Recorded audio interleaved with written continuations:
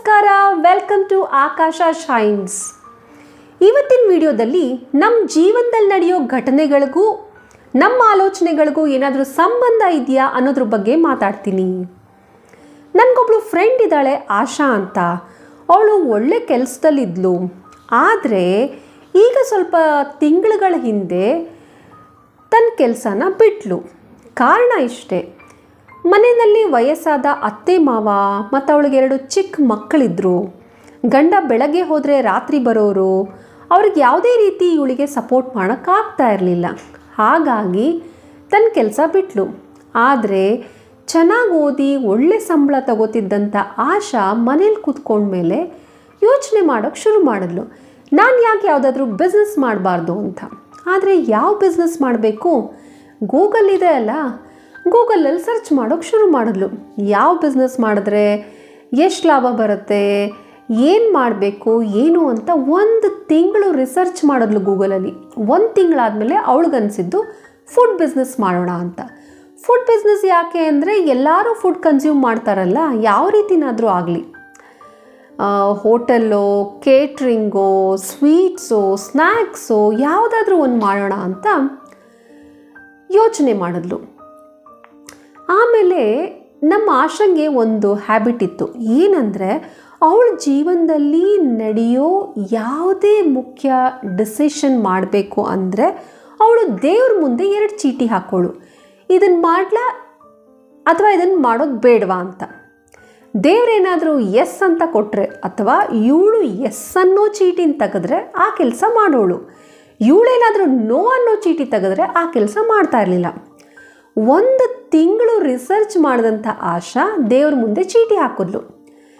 ಆವಾಗ ಚೀಟಿ ಎತ್ತಿದ್ಲು, food business ಮಾಡು ಅಂತ ಇತ್ತು. ದೇವರೇ ನನಗೆ ಆಶೀರ್ವಾದ ಮಾಡಿದ್ದಾನೆ, ಫುಡ್ ಬಿಸ್ನೆಸ್ ಮಾಡ್ತೀನಿ ಅಂತ ಯೋಚನೆ ಮಾಡಿದ್ಲು. ಆಮೇಲೆ ನನಗೆ ಒಂದಿನ ಕಾಲ್ ಮಾಡಿದ್ಲು, ಹೀಗೆ ಪ್ರತಿಮಾ ಕೆಲಸ ಬಿಟ್ಟೆ ನಾನು ಬಿಸ್ನೆಸ್ ಮಾಡಬೇಕು ಅಂತ ಯೋಚಿಸ್ತಾ ಇದ್ದೀನಿ, ಈ ಥರ ತುಂಬ ರಿಸರ್ಚ್ ಮಾಡಿದೆ, ಫುಡ್ ಬಿಸ್ನೆಸ್ ಮಾಡಬೇಕು ಅಂತಿದ್ದೀನಿ, ದೇವ್ರ ಮುಂದೆ ಚೀಟಿ ಹಾಕಿದೆ, ಎಸ್ ಅಂತ ಬಂತು, ನಿನಗೆ ಗೊತ್ತಲ್ಲ ನನ್ನ ಹ್ಯಾಬಿಟ್ಟು ಅಂತ ಹೇಳಿದ್ಲು. ನಾನು ಹೇಳಿದೆ, very good, all the best, but food business ಈಸಿಯಾಗಿ ಕಾಣಿಸುತ್ತೆ, ಆದರೆ ಅದು ಈಸಿ ಅಲ್ಲ. ಯಾಕೆ ಅಂದರೆ ಯಾವುದೇ ಫುಡ್ ಬಿಸ್ನೆಸ್ ಮಾಡಿದ್ರೂ ನೀನು ಮೆಟೀರಿಯಲ್ ಸೋರ್ಸ್ ಮಾಡ್ಕೊಳ್ಬೇಕು, ಮತ್ತು ತುಂಬ ಮ್ಯಾನ್ಯುಯಲ್ ವರ್ಕ್ ಆಗುತ್ತೆ. ಅದು ಹೆಚ್ಚೋದಿರ್ಬೋದು, ಕರಿಯೋದಿರ್ಬೋದು, ಪ್ಯಾಕ್ ಮಾಡೋದಿರ್ಬೋದು, ತುಂಬ ಇದೆ. ಮತ್ತು ತುಂಬ ಜನ ಫುಡ್ ಬಿಸ್ನೆಸ್ ಮಾಡ್ತಾ ಇರೋದ್ರಿಂದ ತುಂಬ ಕಾಂಪಿಟೇಷನ್ ಇದೆ. ಮಾರ್ಕೆಟಿಂಗ್ ಹೇಗೆ ಮಾಡ್ತೀಯಾ, ಸೇಲ್ಸ್ ಹೇಗೆ ಮಾಡ್ತೀಯಾ, ಯಾವ ಚಾನಲ್ ಮೂಲಕ ಸೆಲ್ ಮಾಡ್ತೀಯಾ, ಅದನ್ನು ಇಲ್ಲ ಆನ್ಲೈನ್ ಮಾಡ್ತೀಯಾ, ಆಫ್ಲೈನ್ ಮಾಡ್ತೀಯಾ, ಮನೆಯಿಂದ ಮಾಡ್ತೀಯಾ, ಹೀಗೆ ತುಂಬ ವಿಷಯಗಳಿದೆ. ಮಾಡ್ತೀನಿ ಅಂದ ತಕ್ಷಣ ನಿನಗೆ ಪ್ರಾಫಿಟ್ ಬಂದುಬಿಡಲ್ಲ. ಫಸ್ಟ್ ಆಫ್ ಆಲ್ ಯಾವ ಫುಡ್ ಬಿಸ್ನೆಸ್ ಮಾಡಬೇಕು, ಮತ್ತು ಅದನ್ನು ಹೇಗೆ ಮಾಡಬೇಕು, ಮತ್ತು ನಿನಗೆ ಅದಕ್ಕೆ ಬೇಕಾದಂಥ ಸಾಮಾನು ಹೇಗೆ ಸಿಗುತ್ತೆ, ಅದನ್ನ ಹೇಗೆ ಸೆಲ್ ಮಾಡ್ತೀಯಾ, ಅದನ್ನ ಹೇಗೆ ಮಾರ್ಕೆಟಿಂಗ್ ಮಾಡ್ತೀಯಾ, ಮತ್ತು ನೀನು ಒಬ್ಬಳೇ ಮಾಡ್ತೀಯಾ ಅಥವಾ ನೀನು ಹೆಲ್ಪರ್ಸ್ ಆಗಿ ಯಾರನ್ನಾರು ಇಟ್ಕೋತೀಯಾ. ನನಗೆ ಗೊತ್ತಿರೋ ಪ್ರಕಾರ ಆಶಂಗೆ ಅಷ್ಟು ಚೆನ್ನಾಗಿ ಅಡುಗೆ ಎಲ್ಲ ಏನು ಬರ್ತಾ ಇರಲಿಲ್ಲ. ಹಾಗಾಗಿ ನೀನು ಪ್ಲ್ಯಾನ್ ಮಾಡಬೇಕು ಅಂದರೆ ಹೆಲ್ಪರ್ಸ್ ಬೇಕು, ಹೆಲ್ಪರ್ಸ್ಗೆ ಸ್ಯಾಲ್ರಿ ಕೊಡಬೇಕಾಗತ್ತೆ.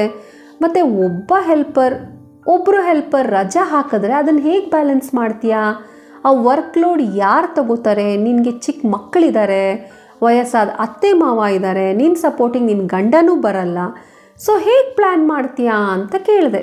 ಅವಳು ಮತ್ತೆ ಯೋಚನೆಯಲ್ಲಿ ಬಿದ್ಲು, ಹೌದಲ್ಲ, ಫುಡ್ ಬಿಸ್ನೆಸ್ ಮಾಡಿದ ತಕ್ಷಣ ಪ್ರಾಫಿಟ್ ಬಂದುಬಿಡುತ್ತೆ ಅಂತ ಯೋಚಿಸ್ಬಿಟ್ಟೆ ನಾನು. ಹೌದು, ಇದೆಲ್ಲ ಚೆಕ್ ಮಾಡ್ತೀನಿ ಅಂತ ಹೇಳಿದ್ಲು. ಅದಕ್ಕೆ ನಾನು ಹೇಳಿದೆ, ಥರೋ ರಿಸರ್ಚ್ ಮಾಡು, ಯಾವುದೇ ಬಿಸ್ನೆಸ್ಸು ಕಾಣಿಸ್ದಷ್ಟು ಈಸಿ ಅಲ್ಲ ಅಂತ ಹೇಳಿದೆ. ಆಶಾ ಕರೆಕ್ಟು ಅಂತ ಹೇಳಿ ಫೋನ್ ಇಟ್ಲು. 1 ತಿಂಗಳಾಯಿತು, ಅವಳು ಚೆನ್ನಾಗಿ ರಿಸರ್ಚ್ ಮಾಡಿದ್ದಾಳೆ, ಯಾವ ಫುಡ್ ಬಿಸ್ನೆಸ್ ಮಾಡೋಣ, ಅದಕ್ಕೇನು ಮಾಡಬೇಕು, ಹೇಗೆ ಮಾಡಬೇಕು, ಕೆಲವ್ರ ಜೊತೆ ಹೋಗಿ ಮಾತಾಡಿದ್ದಾಳೆ, ಬಿಸ್ನೆಸ್ ಮಾಡ್ತಾ ಇರೋರ ಜೊತೆ ಮಾತಾಡಿದ್ದಾಳೆ. 1 ತಿಂಗಳಾದಮೇಲೆ ಮತ್ತೆ ನಂಗೆ ಫೋನ್ ಮಾಡಿದ್ಲು, ಪ್ರತಿಮಾ ನನಗನ್ಸುತ್ತೆ ಫುಡ್ ಬಿಸ್ನೆಸ್ ಮಾಡೋಕ್ಕಾಗಲ್ಲ ನನಗೆ. ಯಾಕೆ ಅಂದರೆ ನೀನು ಹೇಳ್ದಂಗೆ ಕಾಣಿಸೋಷ್ಟು ಈಸಿ ಅದಿಲ್ಲ, ಇಟ್ಸ್ ನಾಟ್ ವೆರಿ ಈಸಿ. ಏಕೆಂದರೆ ಮನೇಲಿ ನಾನು ಮನೆ ಕೆಲಸ ಎಲ್ಲ ಮುಗಿಸ್ಕೊಂಡು ಬಿಸ್ನೆಸ್ಸಿಗೂ ಕುಕ್ ಮಾಡಬೇಕಂದ್ರೆ ತುಂಬ ಕಷ್ಟ. ನನ್ನ ಮಕ್ಕಳು ಬೇರೆ ತುಂಬ ಪುಟ್ಟೋರು, ಇನ್ನು ನಮ್ಮ ಅತ್ತೆ ಮಾವಂಗೆ ಹೆಲ್ತ್ ಇಶ್ಯೂಸ್ ಇದೆ, ಅವ್ರನ್ನೂ ನೋಡ್ಕೊಳ್ಬೇಕು. ಅಡುಗೆ ಮಾಡಬೇಕು, ಕ್ಲೀನ್ ಮಾಡಬೇಕು, ಮನೆಯಲ್ಲೆಲ್ಲ ತುಂಬ ಕೆಲಸ ಇರುತ್ತೆ. ಅಗೇನ್ ಬಿಸ್ನೆಸ್ಗೋಸ್ಕರ ಅಡುಗೆ ಮಾಡಬೇಕಂದ್ರೆ ಈಸಿ ಅಲ್ಲ. ಮತ್ತು ನಾನು ಕೆಲಸ ಬಿಟ್ಟಾಗ ದುಡ್ಡೇನೋ ಬಂತು ಸ್ವಲ್ಪ, ಆದರೆ ಮನೆ ಬೇರೆ ಕಮಿಟ್ಮೆಂಟ್ಗೆ ಅದು ಖರ್ಚಾಗೋಯ್ತು. ನಾನು ಯಾರನ್ನಾರು ಹೆಲ್ಪರ್ಸ್ ಅಂತ ಇಟ್ಕೊಂಡ್ರು ಅವ್ರಿಗೆ ಸ್ಯಾಲ್ರಿ ಕೊಡೋಕ್ಕಾಗಲ್ಲ. ಸೊ ಹಾಗಾಗಿ food business is not a good idea ಅಂತ ಯೋಚಿಸಿದ್ದೀನಿ ಅಂತ ಹೇಳಿದ್ಲು. ನಾನು ಇಟ್ಸ್ ಓಕೆ, ಬೇರೆ ಏನಾದ್ರು ಟ್ರೈ ಮಾಡು, ಬೇರೆ ಏನಾದ್ರು ಪ್ಲ್ಯಾನ್ ಮಾಡ್ಕೋ, ಇನ್ನೇನಾದರೂ ಮಾಡ್ಬೋದಾ ಚೆಕ್ ಮಾಡು ಅಂತ ಅಂದೆ. ಬಟ್ ಅವಳು ಹೇಳಿದ್ಲು, ಫುಡ್ ಬಿಸ್ನೆಸ್ ಮಾಡೋಕ್ಕೆ ಆಗಲ್ಲ ಅನ್ನೋದಲ್ಲ ನನ್ನ ಯೋಚನೆ ಬೇರೆ ಇದೆ, ಇನ್ನೂ ಬೇರೆದ್ರ ಬಗ್ಗೆ ನಾನು ತಲೆ ಕೆಡಿಸ್ಕೊಂಡಿದ್ದೀನಿ ಅಂತ ಹೇಳಿದ್ಲು. ನಾನು ಕೇಳಿದೆ, ಏನಾಯ್ತು ಆಶಾ ಅಂತ.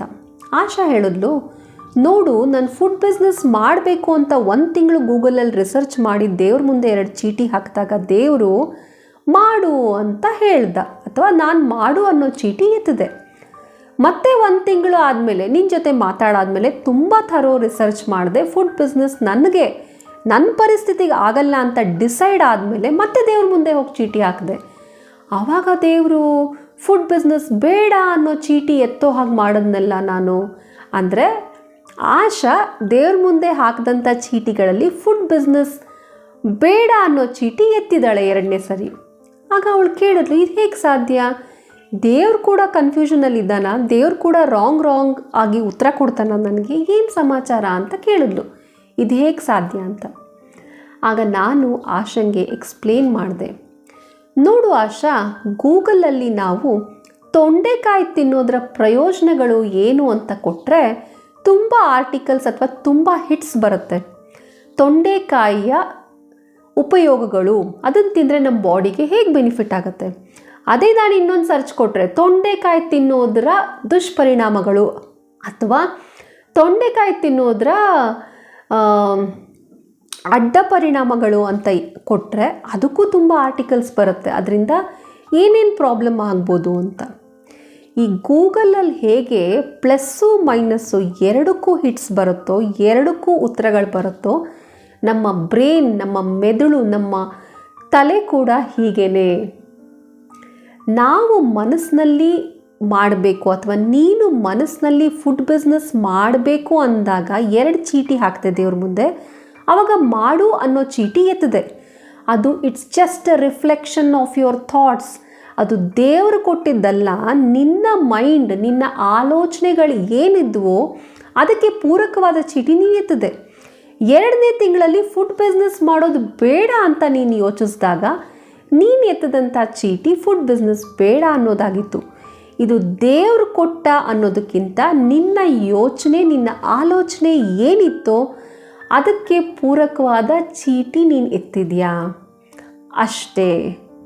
ನಮ್ಮ ಜೀವನದಲ್ಲಿ ನಡೆಯೋ ಘಟನೆಗಳು ಕೂಡ ಹೀಗೆ. ನಮ್ಮ ಜೀವನದಲ್ಲಿ ನಡೆಯೋ ಸಾಕಷ್ಟು ವಿಷಯಗಳು ಅಥವಾ ಎಲ್ಲ ವಿಷಯಗಳು ಕೂಡ ಹೀಗೇ.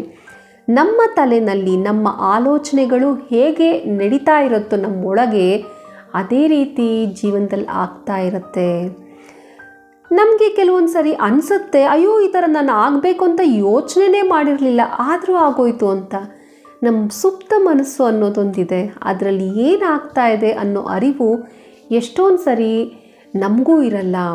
ಅದಕ್ಕೆ ಸಾಕಷ್ಟು ಕಾರಣಗಳಿವೆ. ಮನಸ್ಸಿನಲ್ಲಿ ಏನು ನಡೀತಾ ಇರುತ್ತೆ, ನಾವೇನು ಆಲೋಚಿಸ್ತಾ ಇರ್ತೀವಿ, ನಾವೇನು ಮಾತಾಡ್ತಿರ್ತೀವಿ, ನಾವೆಷ್ಟು ನೆಗೆಟಿವ್ ಆಗಿ ಯೋಚಿಸ್ತೀವಿ, ನಾವೆಷ್ಟು ನೆಗೆಟಿವ್ ಆಗಿ ಮಾತಾಡ್ತೀವಿ ಅನ್ನೋದೆಲ್ಲ ನಮ್ಮ ಜೀವನದಲ್ಲಿ ನಡೆಯೋದ್ರ ಮೇಲೆ ಪರಿಣಾಮ ಬೀರುತ್ತೆ.